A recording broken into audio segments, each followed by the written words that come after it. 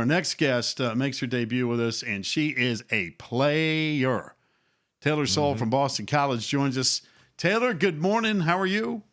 Good morning. I'm great. How are you guys? We are tremendous, and I just assume, given the attire, it's probably a nice, chilly, brisk morning up there in Chestnut Hill, but it has not stopped you. You are having some kind of season, so congratulations so far. Thank you very much. How hard has Taylor, this what do been? Let me just follow up. How hard has this been, Taylor? You knew it was going to be difficult given COVID and everything that we've been through back in March. But now as we've tried to, get this thing started, start, stop, fake left, go right, how difficult has it been from your perspective as far as Boston College is concerned? It's been pretty difficult. I think one of the main concerns this year has just been the mental health of everybody. I know we experienced just last week heading down to Pitt, and then literally right before tip-off having to hop back on the bus and head back to the hotel just because of COVID issues. And so it's just been a whole lot of fluid situations and learning how to take everything day by day and honestly hour by hour, and just keeping the team together, keeping everybody focused while still having that competitive edge. So wait a second. You guys go to Pittsburgh, ready to play the whole bit. No game, huh? No game. We had a 5-day road trip, so we went to Pittsburgh first. We had shoot around the day before. We were getting our ankles taped and stretching. And then coach came in, brought us all to the locker room, and said they just gotten a positive test. And so we all just had to unlace our shoelaces and honestly wish Pitt, just praying for them over there, hoping everyone's all right. And we just headed back to the hotel and got ready for the NC State game a couple days later. Taylor, I know this sounds crazy. Have you gotten used to the fact that, hey, you know what? That's what it is.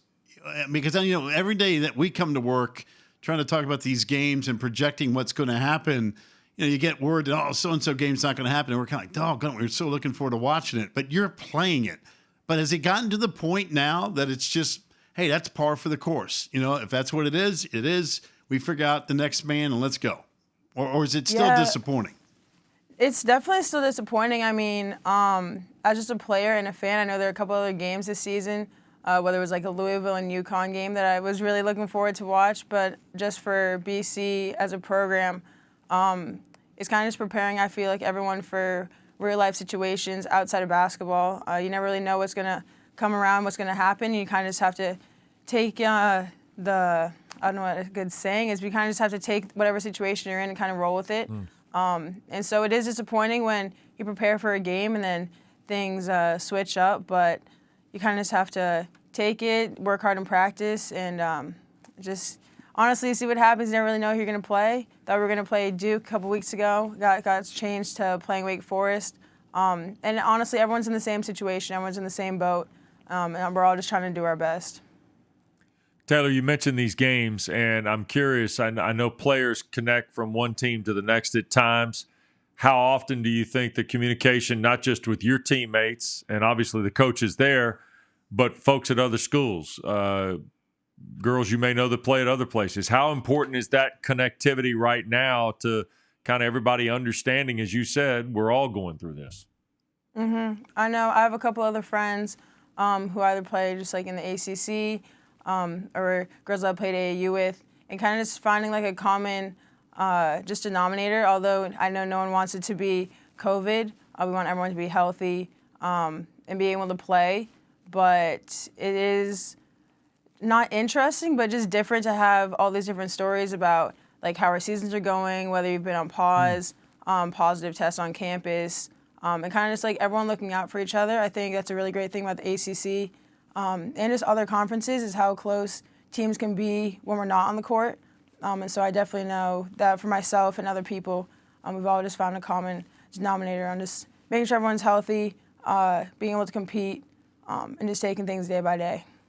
Taylor, you mentioned the mental health, and I don't think this is discussed enough in the media.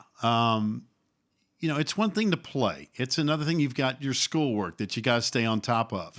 But when you've got all this isolation and you're looking around and, you don't get a chance to really see your family or closest of friends, you really can't act like a normal college student. How do you figure out a way to basically keep your day full once you've got caught up with studies, maybe you got a game, maybe you don't. How do you make the time pass from just making sure you don't go nuts from a mental standpoint, given how crazy the world is right now? I think a huge thing is just finding perspective. And for myself and a lot of people on my team who have had to deal with COVID either themselves, just with a family member, it's just finding perspective and knowing that we're healthy, people around us are healthy. And it's difficult. Definitely there are days where there are more things just going through your mind than just basketball. And our coaches have done a great job of just making sure our mental health is their number one priority. But it is definitely really difficult to have schoolwork, focus on the scout, and just know there's a whole pandemic going on right now in the world. But whether it's just taking a nap that day because that's what you need, or reading a book. I know a couple of my teammates right now just have gotten into reading because, there's not much else to do right now while school is on pause until the end of January when the second semester starts up again. But definitely just finding different things to do. I know my mom sent me a crochet kit to do to just get away from the TV and hang out with my teammates. So just finding different hobbies to just keep the mind at ease. All right, so when you get back to basketball, though, and you'll get back to basketball against Louisville, what does the challenges of playing a high-ranked team, even at home, what kind of mindset do you want to take into a ball game like that? You guys had a tough Sunday at Wake Forest. I know you're anxious to get back and see a group like Louisville on tomorrow night. Yeah, I think for just a game like that, and honestly any game, it's just the confidence that you're going to bring as an individual and just as a team, as a coaching staff. And to win that game and to definitely compete, we're just going to have to be really disciplined in how we run the scout, how we run our offense, how we play our defense. And Coach says it's any night, it's any given team's day to win a basketball game. And so I definitely have a lot of confidence in how my team can perform. But we'll definitely have to be confident. We'll definitely have to be disciplined and do all the little things to win a game like that. Taylor, you do know that when Mom sends you the crochet, that means she's expecting something in return. So no pressure, right? You sit there telling me, well, I got to find some stuff to kill some time. When Mom sends the crochet unit, that means she's waiting for something back. You know that, right? I do know that. She's, I know a couple of my roommates, they're actually pretty good at that stuff, so I might have to ask them for their advice. Definitely not my strong suit, but hey, you never know. It's COVID 2020, 2021, so maybe I'll pick up something new. Yeah, you're right about that. Listen, before we let you go, we do this with every student athlete that appears on the program. Given your time at Chestnut Hill, what has been the hardest class that you've had at Boston College? The hardest class at Boston College that I've had to take was probably Spanish. I had to take that freshman, sophomore, and then again this year. I give props to all professors and students that have had to go through that. And it's just not my thing. It's really hard, but I wish I was better at the class, but I'll just have to take basketball for right now and just ride that one out. Listen, it's ironic that you're playing Louisville next because I'm telling you, every time we ask that question to a student athlete at Louisville, I'm telling you 80% of the time the answer has been Spanish. So I don't know what's going on in these ACC foreign language skills, but nevertheless, we wish you the best of luck on that front. Thank you very much. Taylor Soule of Boston College, 4 times, 20 or more in a game this year.